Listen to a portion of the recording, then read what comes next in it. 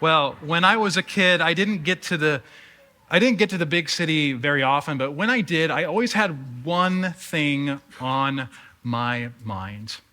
We happened to be in an older part of the city when I saw it emblazoned in big, bold letters. There it was on the side of a storefront, arcade.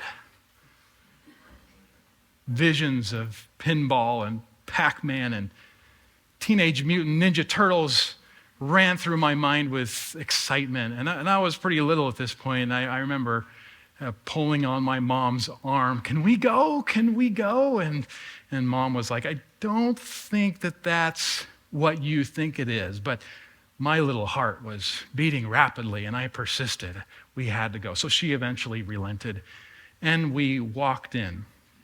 Now, I was expecting a room full of cabinets and old TVs filled with the magic of lights and controllers and young boys and girls playing all these amazing, to me at the time, machines. And instead, we just found a room full of dusty antiques.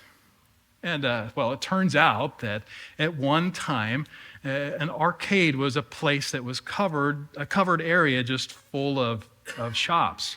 And when we walked in, all of these eyes, they just pivoted to me and my mom, expecting something. And my mom was almost forced to answer, and she said, he thought it was for video games.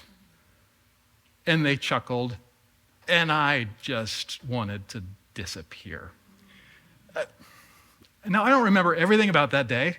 I actually don't remember anything about that day, but that moment, I don't remember what we bought. I don't even remember why we went to the city, but I remember that day. And you know the feeling. You know how it goes. Maybe some of you thought of something clever to say at one moment, and nobody laughed. Or maybe you wore the wrong thing to work or to a party. You underdressed or you overdressed, and somebody pointed it out.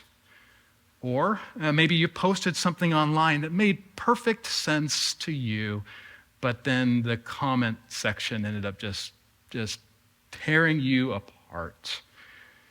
But shame is powerful. And more than that, it's something that we really don't talk about that much, because being or experiencing shame, well, that's shameful. But there's something that goes even a step further than that. Well, what happens when it's not just embarrassment that you experience over something that you did, but embarrassment that you experience over something that was done to you? Maybe you were blamed in front of the class, or a secret that you had suddenly started making the rounds. Maybe you got passed over for an invitation, or you got passed over for a promotion or a decision, and you started to wonder if you really mattered at all because of that. That is more than just an injury. It's more than just a loss of a thing. What that is a loss of dignity. And you can't just put dignity back into the bank account. Bones heal. We can get something back. We can get our money. Money can be repaid. But shame is something that we usually just bury. But what if shame didn't have to have the final word? And what if it could be replaced with something better? A gift, a moment of clarity, or even a mission that could bring us life. Well, that's why I'm so excited today to talk to you about, to enjoy with you Vision Sunday, really. And that might sound businessy to you, but really it's about the core of who we feel God is calling us to be and do in our area. And it's a time for us to refresh. So if you're new here today, you've come on a great Sunday because you get a sense of what we want to be, what we're striving to be in the community. And it's our hope that God will do big things through us. But if we want God to do big things with us out there, we have to have him first do big things in here. And also do big things in here. That's what comes first. And that's why today matters so much.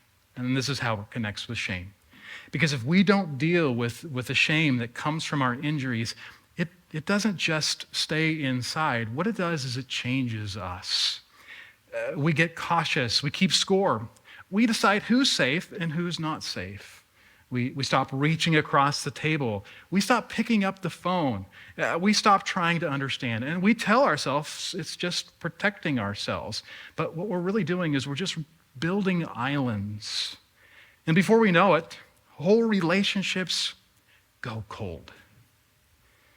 Families stop talking. Friendships dissolve. And neighborhoods stay divided. But what if things didn't have to stay this way? What if God had a purpose for us even before the broken things were made right? Even before the messy spaces were all cleaned up and put back together? Even before our shame was put to ease? When we keep waiting for the apology, when we keep standing still, the gap gets wider.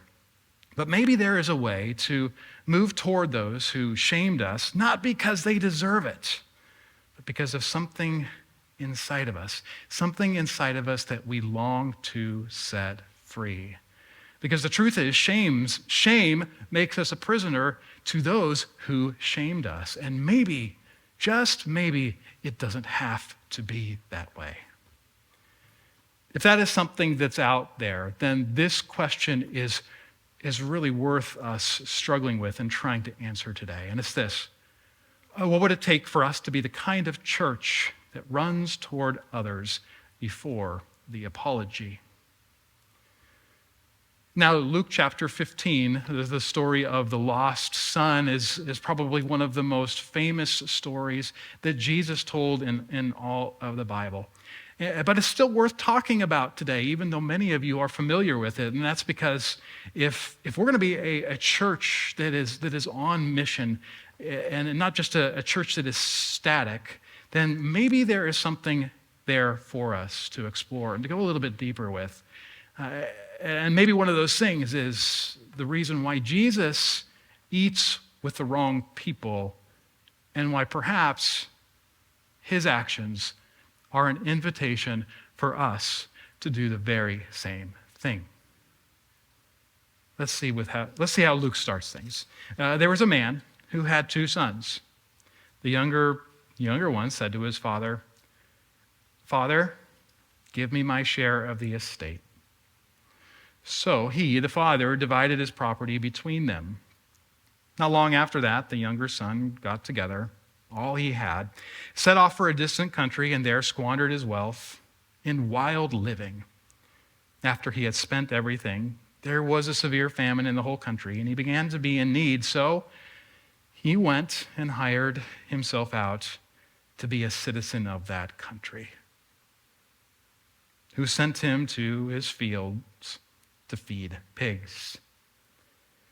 He longed to fill his stomach with the pods that the pigs were eating, but no one gave him anything.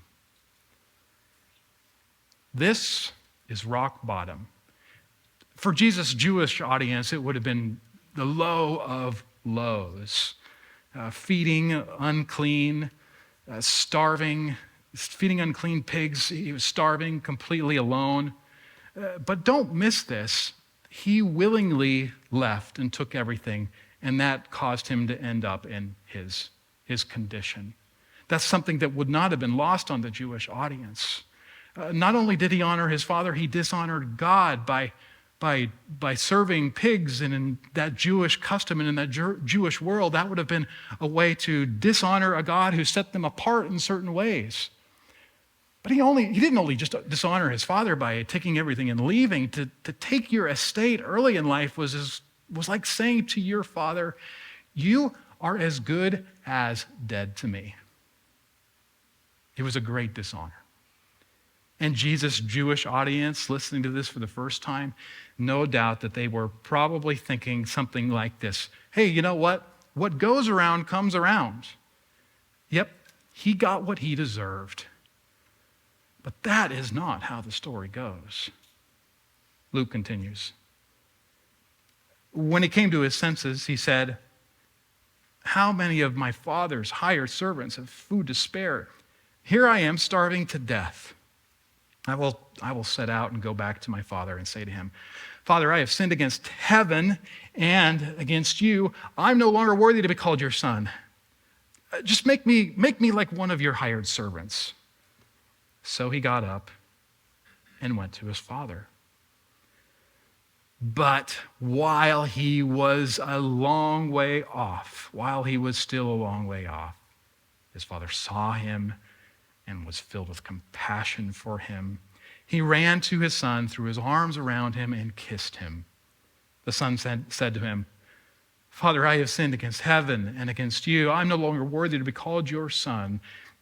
But the father said to his servants, 'Quick, bring the best robe and put it on him. Put a ring on his finger and sandals on his feet. Bring the fattened calf and kill it. Let's have a feast and celebrate. For this son of mine was dead and is alive. He was lost and is found.' So they began to celebrate." The son departs to have a party, takes his side of the wealth, and squanders his wealth and his way of life off on a party. And when he comes back, he is given a party. Now, if that sounds backwards, it kind of is. And if you can imagine Jesus' first listeners hearing this, it had to sound strange. It had to sound like it just didn't make sense that this kind of thing would happen. But here's the thing. Somebody, a new person, is introduced into the story, thankfully, to make sense of all this craziness. And that's an older brother. The older brother comes to the scene. He's away. He's in the fields. He's working hard when all of these shenanigans are happening. And he comes and he hears of it. He hears that there's a big party for his brother. He refuses to go in the house. And his father comes out to meet him. And here's what he says to the father. "Look, all of these years I've been slaving for you and never disobeyed your orders, yet you never gave me even a young goat so I could celebrate with my friends. When this son of yours," not my brother, notice, "this son of yours who has squandered your property with prostitutes," it never says that, that's conjecture, "comes home, you kill the fattened calf for him." "My son," the father said, you are always with me, and everything that I have is yours. We had to celebrate and be glad because this brother of yours was dead and is alive again. He was lost and is found. And that's where the story ends.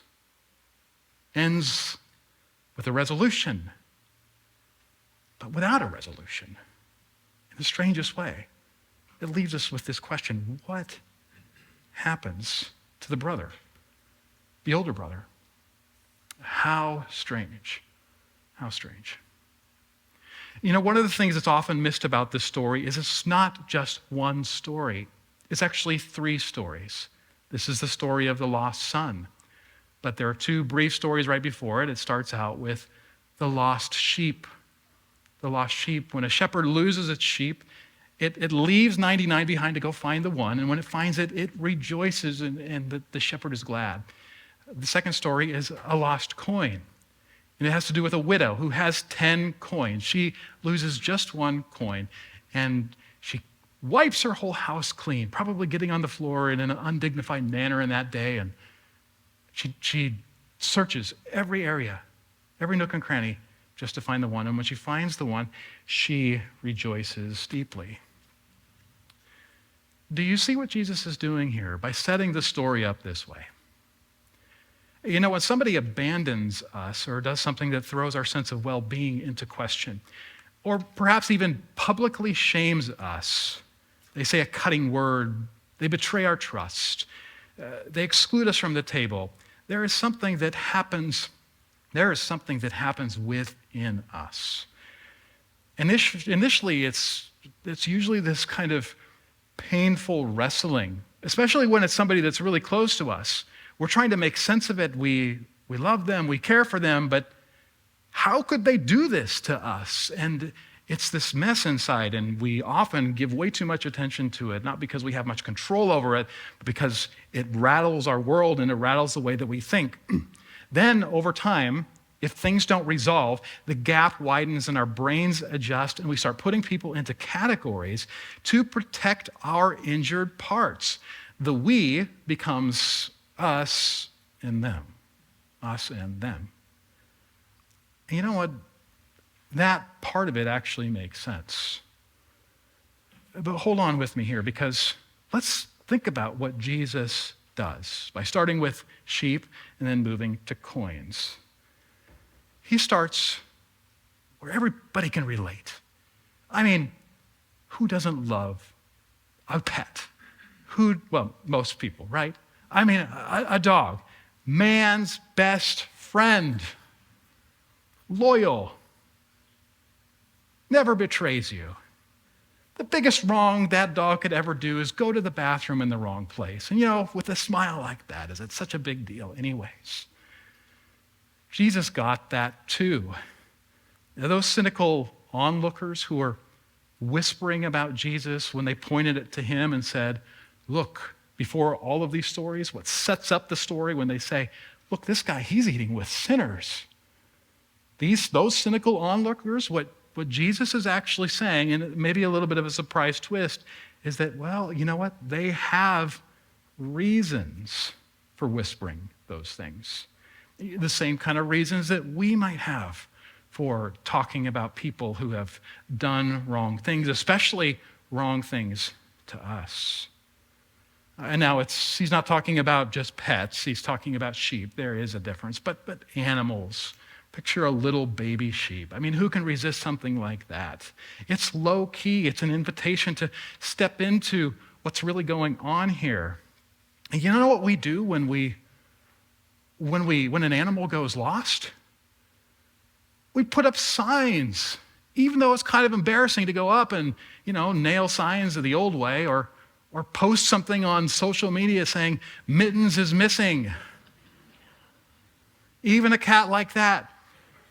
We're willing to do embarrassing things and put ourselves out there in ways that we normally wouldn't because that pet matters to us. We've lost something significant to us. Well, that's Jesus' first step. He relates to where everybody's at, and he takes it a step further. Coins, money, stuff matters to us too. Just last week, I went to County Store to pick up some clips, just a few dollars, and I threw them in the car. I got back to the church and started looking for my clips, and I couldn't find my clips. And nobody likes to be the guy who goes back to the store thinking that you left things in the bag there, especially when you didn't leave them there and they're actually on your car seat right in front of you. Well, I was that guy for a minute, and I didn't want to be that guy. I didn't want to lose those $2, $3 clips either. It was more important, so it motivated me to go back. It motivates us all to go back. Jesus, he starts with the small so that he can prepare our hearts with places that we can identify with because, well, it's a little bit different when we lose people. But should it be? Should it be? One of the most important things to understand about a parable, is that there's often a parallel between what's happening in the story that Jesus gives and something that's happening in the setting before, the situation. We don't have a lot of information. All we have is that Jesus is there teaching, and a group of religious leaders start whispering about this Jesus, like, oh, he meets with sinners. Bad deal. That's all the setup we have. But I think we can draw some parallels between the characters outside and the characters inside this. The younger son is obviously the sinner or the sinners that Jesus is so free to have fellowship with and spend time with. The older son, that ties into those religious leaders who are saying these things, but really probably asking some honest questions. Now, what's interesting about this is that often when you see the religious leaders interact with Jesus, sometimes he's pretty direct and harsh, but in a way, strangely, this story kind of humanizes them a little bit because it steps into their story. It steps into their feelings. Are they perfect? No, but they had legitimate complaints. Look, the older brother, his dilemma, he's not just a caricature. That son is a hard worker. He's loyal. He's the one who keeps showing up. He cares about fairness, especially when those who do wrong get ahead. He has some legitimate complaints here. And the truth is, we can often relate to those complaints, can't we? Maybe for you, it was a coworker who cuts corners and still gets the promotion. Don't you hate that? Or maybe it's a sibling who makes a mess and still gets to be the favorite. Or perhaps it's watching someone hurt you and move on like nothing happened, leaving you with the pieces to pick up. You're the one that has to be responsible. They get to have all the fun. We can all be the younger brother. And there's a part of us all that is the younger brother. But in this story, Jesus' focus is a little bit more on the older brother, because that's the central question that these parables spring from. We can all be that older brother too. And now Jesus could have quickly dismissed them, but in a way, what he does instead is he gives voice to their silent concerns, their silent complaints. And through the very last character, he also extends a provocative invitation. Who is the father? Who's the father in this story? Now, for many people, they'll just traditionally go to, well, the Father in heaven. And there's a legitimate parallel there, and that really makes sense. There's also a couple things to consider. First of all, the Son in the story already refers to the Father by saying that he has sinned against heaven. So the Father's already in the story. The Father, God, is already in the story. Second, the question that frames all of these parables, it's really about Jesus and the activity that Jesus is doing. So it's possible that Jesus is really putting himself in the position of the dad in this story and trying to make a case for what the dad is doing, which is really interesting because of this. And did you notice this? The dad's reaction is really strange. And maybe Jesus is acknowledging, in a way, he's admitting to the murmurers in his crowd that, hey, you know what? I'm going to be honest with you. What I'm doing is really strange too. The son, he makes this plan to go back. He's going to confess to his father. He's going to try to get the lowest position that he possibly can. And as he's on his way, before the words even come out of his mouth, the father runs. The father runs towards him. Now think about this. He saw the son coming back, but that son could have been coming back to ask for more money. How many times has that happened? Still, the father runs. In that world, it was more significant than might be apparent to us. Because to run, he would have had to lift up his robes and expose his legs, and in that world, that was taboo. Still, the father runs. He runs. He was so overcome by grace that he cast aside his own disgrace to meet him. My high school superintendent was a big, tall, former lineman in college football. His voice was gruff. His soul was soft. He wasn't your average superintendent, just managing the administrative side behind the scenes. He would show up at the sports, at the programs, at the events. He would cheer the kids on. Really a really remarkable man. We had started up a debate team that year. We were one of the smallest schools to have a debate team in the whole state, so we had to drive all around. And our coach his schedule didn't work out for one particular meet. Superintendent stepped up. He was our honorary coach, driving us 6 hours round trip, a bunch of teenage kids, imagine it. And he was there cheering us on, so excited for us. I don't even know how it happened, but a group of friends and I would often make our way to his house on Saturday to watch football in the superintendent's house. His wife would make the popcorn. It was like this really cool place to be, at the superintendent's house. Well, a few years after I graduated from high school, I was attending a college football game, and there were thousands of people around me. My dad and I were there, and all of a sudden there's this kind of murmur. There's this activity in the crowd, and apparently somebody was trying to get somebody's attention, and it's kind of moving down the rows, and then I realized somebody was trying to get my attention, and there he was, way down the aisle, waving with big arms, a smile on his face. Think, John, hello. I got to be honest with you. In that moment, I was kind of embarrassed for him. But man, I remember that moment. He saw me, he cared about me, and he pressed through his inhibitions to show me that.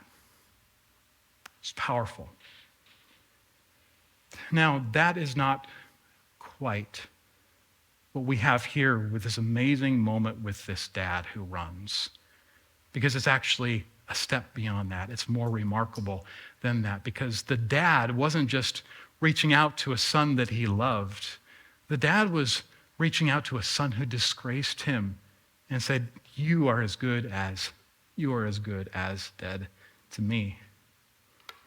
To see past not just the sin, but the sin that brings a deep sense of shame upon you, well, that's not just remarkable. It is otherworldly. A few weeks ago, I was introduced to the concept of MEGO, M-E-G-O, MEGO. And you know what this is, because when I preach, this happens to you. My eyes glaze over. My eyes glaze, some of you, not all of you.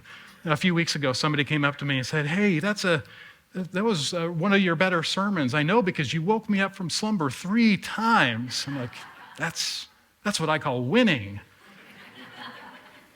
My eyes glaze over. My eyes glaze over. Your eyes glaze over when you're sitting in a movie that has gone too long, or the pastor gets too caught up in all of the details. Our eyes also glaze over with people, too, don't they? You know what? To be fair, it's not really all our fault, too. Sometimes our brains are kind of just wired this way. They're wired to take shortcuts, especially in the age that we're living in, because we are always experiencing information overload. So when we encounter somebody, what we do is we start to put them into different categories. Like, oh, they believe this, so they're here. Or, oh, they're from this part of town, so they're probably this. Or, oh, they went to college here, they didn't go to college, so maybe they're this. Or, oh, they work here, or whatever. We lump people into categories. And again, like, we take shortcuts because we're surrounded by so much information all the time. Our brains are wired to do that. And at the same time, here's the real problem with that. Our stereotypes can be wrong. And even when our stereotypes might be right, we might be blocking God from surprising us in an area or with a person that he might want to do something beyond our expectations. The dad in the lost son story, his eyes didn't glaze over. He didn't just think about what the son did. He was captured by something that was more profound than that, and it overcame whatever shame that he experienced. When Jesus saw people, they saw an opportunity for joy. They saw beauty.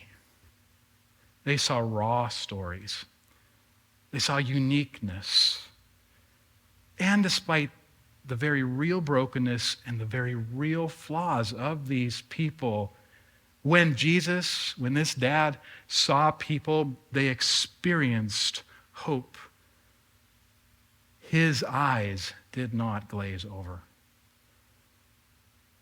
And let's call that what it is, my friends. That is strange. That's kind of weird. It's strange because it's difficult.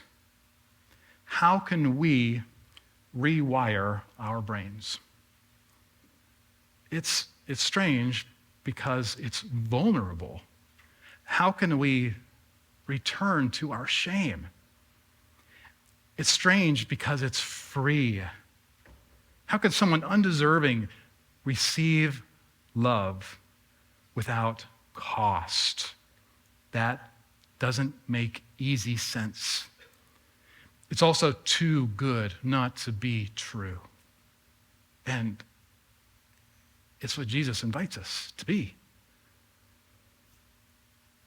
Now, I get it. For many of you here, you're probably thinking of lots of reasonable objections to this. And they're reasonable. Look, God doesn't command those abused to move back into abuse. And sometimes running unwisely towards a person creates this scenario of codependency, unwisely, that's actually not helpful to the other person.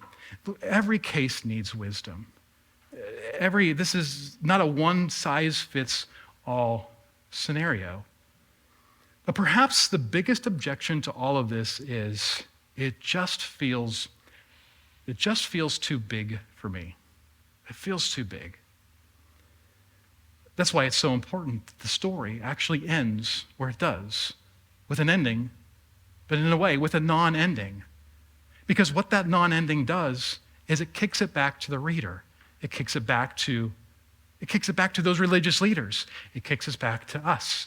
And what it does is it tells us that we still have a decision to make, and we can make a decision. We can make a decision.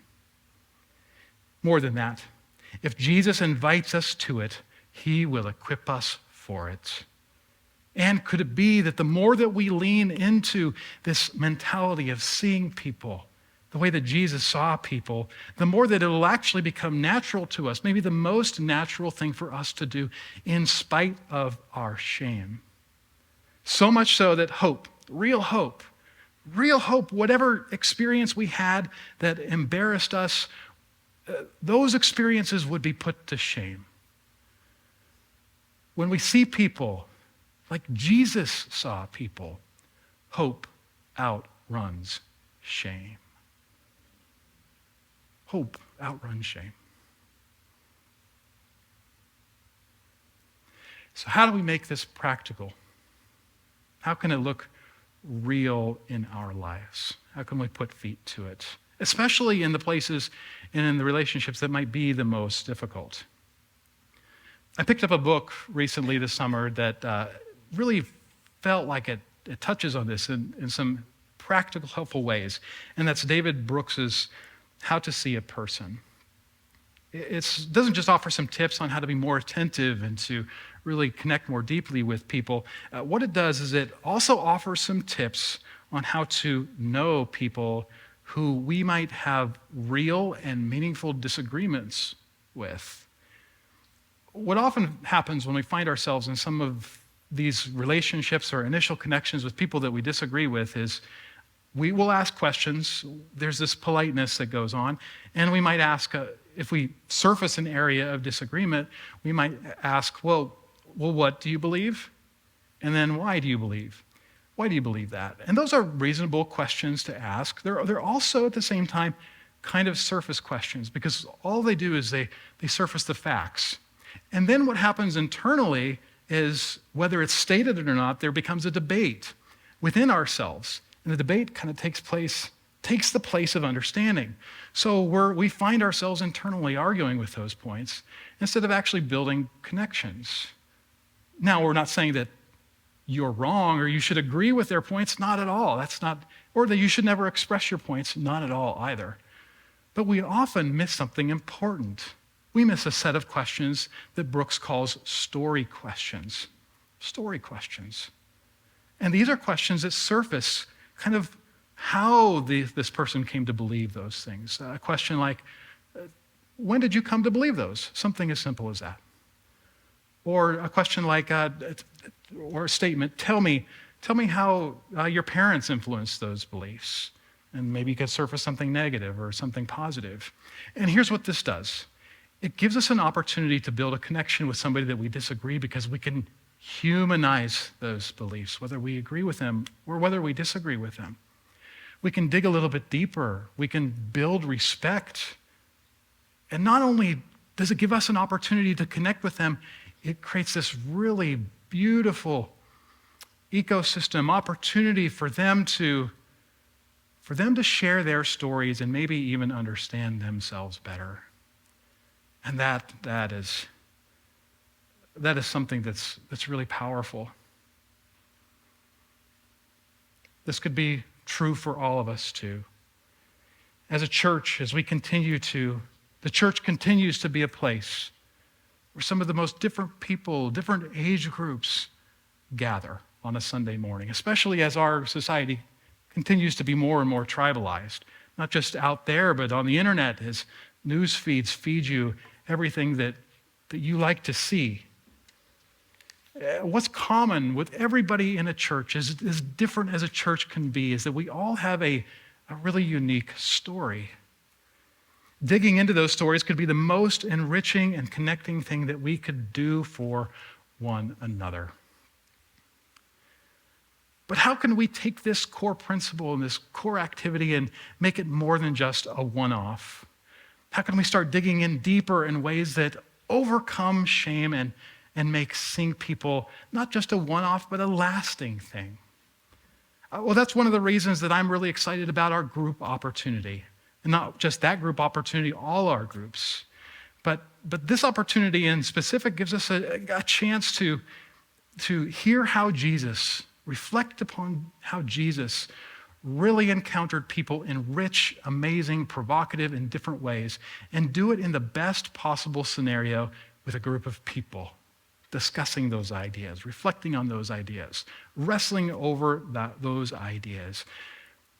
Now, maybe some of you have never been in a group. Maybe some of you have been burned by a group. But could this be the time that God is calling you to step outside of your comfort zone again, not just to heal, but to also offer a chance for somebody else to heal too? Friends, imagine how your life could look like if we put this into practice every day. Imagine, instead of going to work and just checking in on how people have done or performed or correcting them, that you led with a story question instead. Imagine how you could change the temperature of a heated family conversation at the dinner table by simply saying something like, tell me about when you first started to think that way. Imagine your neighborhood feeling less like strangers and more like a community that cheers each other on and supports each other when needs are real. And what could we be as a church if we were known as a place where instead of expecting everyone to arrive all cleaned up and perfect, we brought the party first? Friends, that is what Celebrate People is all about. It's about bringing the party before everybody is cleaned up. It's about seeing the deep value in people and running with hope. That's what Celebrate People is all about. And this is what Jesus does so beautifully, and the dad does so beautifully in the story. He dignifies the younger brother and he dignifies the older brother too. He sees them both and he calls them both son. He invites both to the table. We can be that. We can be the one who reopens the door, grounded in hope that outruns shame, to give someone else's story a chance. Friends, that's what this Vision Sunday is all about. The God who ran to meet a disgraced son is the God who runs to meet me and you. When we see people like Jesus saw people, we don't just see their failures, we see their futures. When we celebrate people before they deserve it, we offer a picture of what God can be like and what life with God can be like. And when we take the first step, not waiting for the apology or the comfort, hope really does outrun shame. So let's be that church. Let's be that church together. Let's take that step together. Let's be the church, one that runs first, one who celebrates first, one who believes that Jesus still has prodigals to be brought back to the table and that we can be a part of that. And friends, let's start this week. Let's start with one story question. Let's start with one open door. Let's start with one risk of love. Because when we do, we are not just telling the story of Jesus, we are living it. And that's where real hope begins. Let's pray.